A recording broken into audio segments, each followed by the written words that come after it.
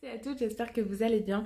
Aujourd'hui on se retrouve pour une vidéo confidence, voilà, un peu story time de ce qui s'est passé.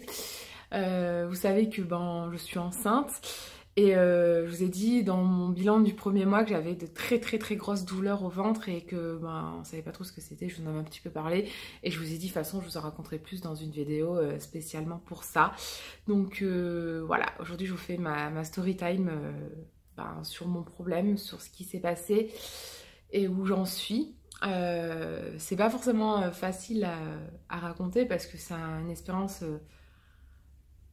on va dire plutôt douloureuse psychologiquement, même s'il y a eu beaucoup de douleur aussi, mais au final, dans l'ensemble, j'ai eu de la chance, beaucoup de chance, mais ouais, psychologiquement, on va dire que c'est pas forcément facile.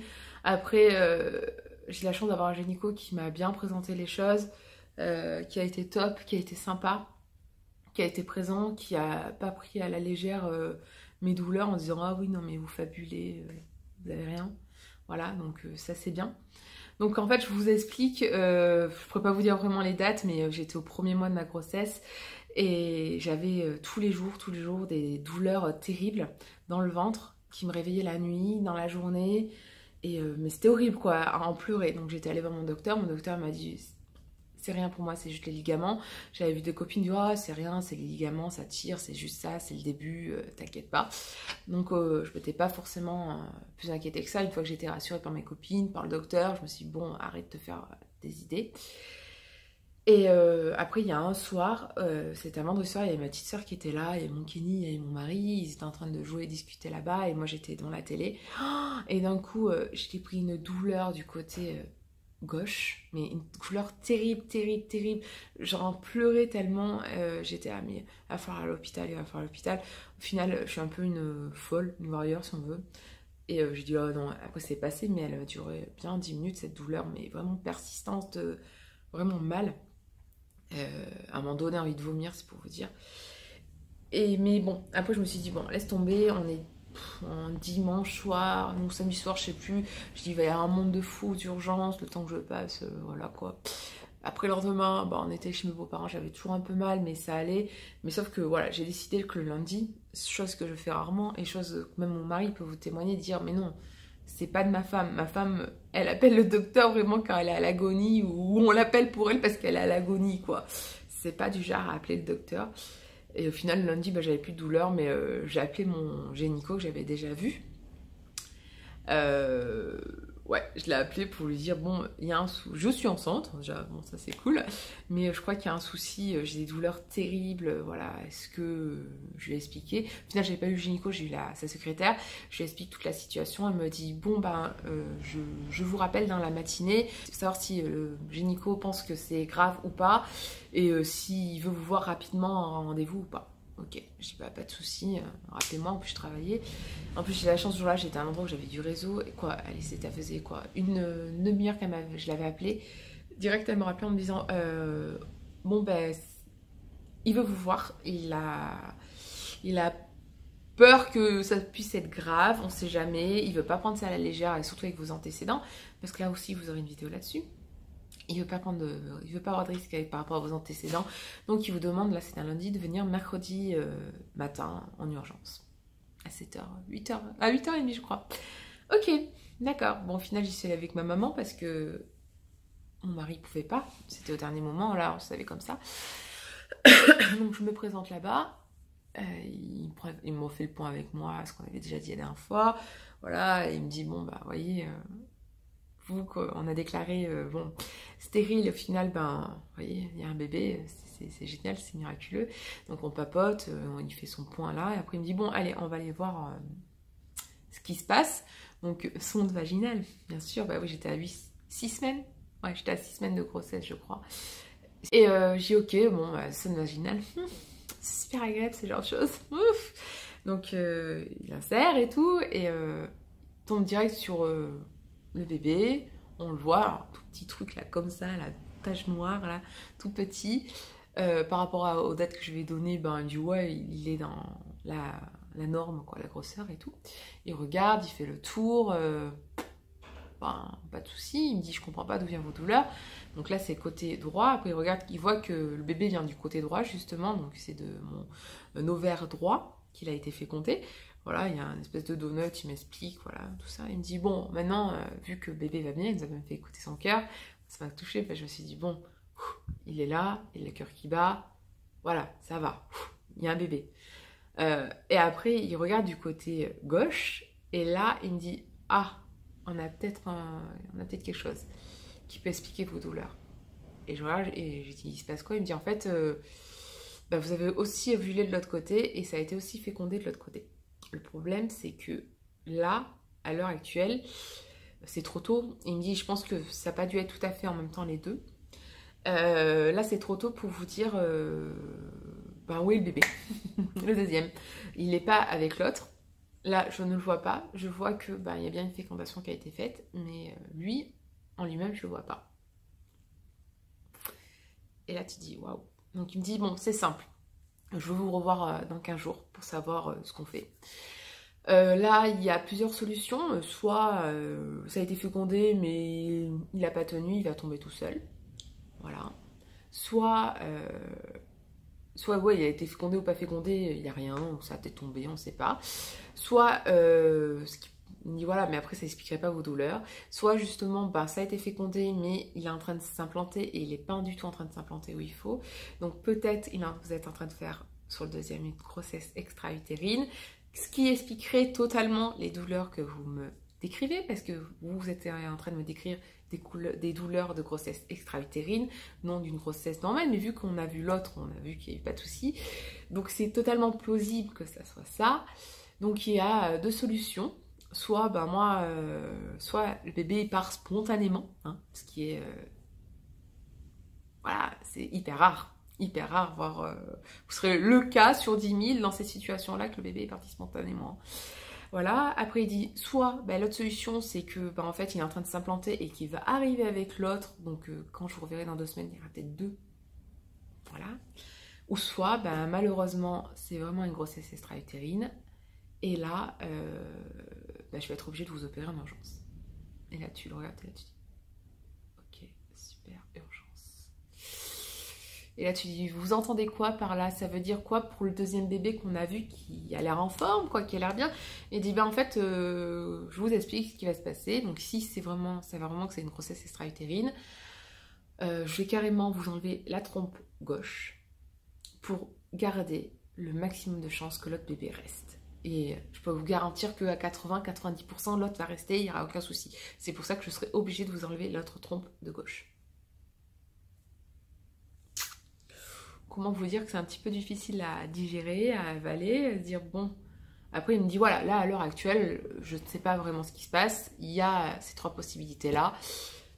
Je ne peux pas vous dire plus. Il faut le revenir dans 2 semaines parce que dans 2 semaines, normalement, il sera bien implanté. On le verra, on verra où il est. Donc, on saura tout. Ok, bon. Bon, moi, j'ai essayé de voir le bon côté des choses. Je me suis dit, bon, allez, super, il va y a peut-être d'avoir des jumeaux et tout.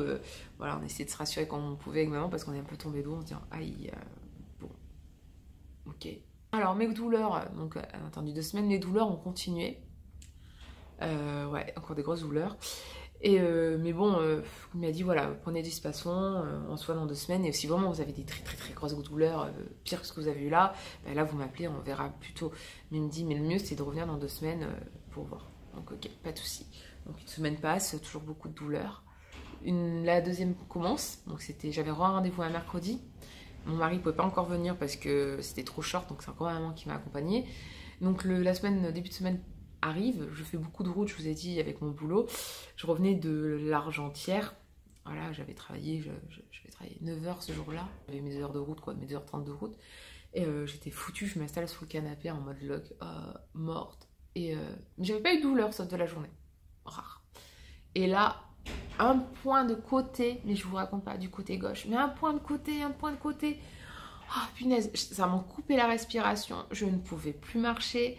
Vraiment, j'étais super mal. Ça a duré quoi, une bonne demi-heure. Ce point de côté là qui dure. Et après, bah, j'avais encore un point de côté, mais la douleur avait vraiment disparu. Il y avait presque plus rien, quoi. C'était juste un point de côté, comme quand vous savez, vous courez beaucoup, bah, c'est un point de côté, pas plus. Mais pendant bien 10-15 minutes, j'ai eu très très mal. Je vous ai dit une demi-heure, non, j'ai faux, j'ai dit 10-15 minutes. T'as l'impression quand t'as la douleur que le temps passe tellement plus vite, alors que non, pas du tout. Et j'avais tellement mal que je me suis dit, mais non, il y a quelque chose qui est en train de se passer. Après, ce qui m'a rassurée, c'est que la douleur s'est arrêtée. J'avais pas de saignement, rien. Sauf que quand je suis allée aux toilettes le lendemain, j'ai entendu un gros plof, voilà. Mais il n'y avait pas de saignement et je regardais dans la cuvette, j'ai rien vu. Donc je pense que c'est passé direct dessous ou pas, ou je me suis fait à mon imagination, j'en sais rien. Je saurais jamais sur ce coup-là. Pas pour qu'on me fasse couche où j'ai carrément vu avec les membranes, un truc avec du sang quoi autour. Que là, bah voilà, rien de plus, je sais pas plus. Bon, ok. Mardi passe, mercredi arrive, bah j'avais plus beaucoup de douleur, là ça allait bien. Donc j'arrive chez Gynéco, il me voit, il me dit déjà, je suis rassurée, je vous vois arriver avec le sourire. Et vous avez pas trop le teint cireux ni blanc. Il me dit donc je suis déjà rassurée par rapport à ça. Donc je suis déjà rassurée par rapport à ça. Voilà, j'ai dit, ah d'accord. Donc il pensait peut-être que j'allais pas tenir jusque-là, suivant ce que c'était. Et voilà quoi. Bon, ok, il me dit donc là je suis vraiment rassurée de vous voir dans cet état-là. Il me dit comment ça s'est passé. Je dis bah j'ai eu des grosses douleurs par moment. Après bon voilà ça allait mieux, j'ai pris des spasmes. J'ai mis à juste lundi, j'ai eu une grosse douleur sur le côté là. Après ça m'a fait un point de côté tout le temps, mais ouais, j'ai pas trop compris ce qui s'était passé. Il me dit ok bon on va aller voir. Donc je m'installe. La sonde vaginale. Je kiffe la sonde vaginale, franchement. Voilà, donc sonde vaginale, il regarde, il voit un premier bébé, aucun problème. Il regarde parce qu'il sait que je fais beaucoup de route. S'il n'y a pas de... Si tu vois, il est bien installé, s'il n'y a pas d'écollement du placenta, rien, aucun souci. Mais sauf que il n'y a toujours qu'un bébé. Voilà, il dit, bon, alors, première hypothèse, non. Voilà. Bah non, donc c'est bon, il n'y en aura que un. Bon, maintenant, on va aller voir la suite. Et là, il se dirige vers mon ovaire gauche. Et là, il n'y a plus rien. Plus rien. Plus rien. Et lui, il cherche vraiment, je peux vous dire, hein, il a cherché, il a appuyé, il m'a fait vraiment mal. Il a appuyé sur mon ovaire gauche, mais je vous raconte même pas. J'ai eu des douleurs, mais bon, terrible. Il a cherché, il n'y avait plus rien. Il me dit, vous êtes la personne sur 10 000 qui l'a expulsé, quoi. Il me dit, bah, vous avez beaucoup de chance. Parce que ça aurait pu être grave, ça aurait pu être sur le billard et on aurait pu vous enlever une trompe. Donc il me dit, je sais pas si vous en rendez compte, mais vous avez eu énormément de chance. Parce que là, c'est quelque chose, c'est limite un miracle. Hein. Il me dit, c'est comme votre grossesse en fait, c'est un deuxième miracle. Voilà, il me dit, parce que ce que vous avez là, ça arrive à personne. Ce que vous avez eu, ces douleurs, il était fécondé quoi. Il aurait dû avoir un bébé en extra-utérine et il me dit, et là il n'y a plus rien. Il me dit, vous avez une chance inouïe comme vous ne pouvez pas l'imaginer. Beaucoup de femmes rêveraient d'avoir cette chance là. Voilà. Bon, donc voilà, au final, comme je vous dis, c'est surtout psychologique parce qu'au final je me dis que bah, j'aurais pu avoir des jumeaux. J'ai toujours ça m'aurait jamais déplu en fait d'avoir des jumeaux. On m'a toujours dit, ah t'auras des jumeaux toi putain. Bon, c'est un truc qu'on m'a toujours dit, donc j'étais toujours été un peu formatée à ça dans ma tête, donc c'était pas un truc qui me faisait peur. Mais après, voilà, il me l'a bien présenté. Comme ça s'est passé, au final, on a re-entendu le cœur de l'autre bébé.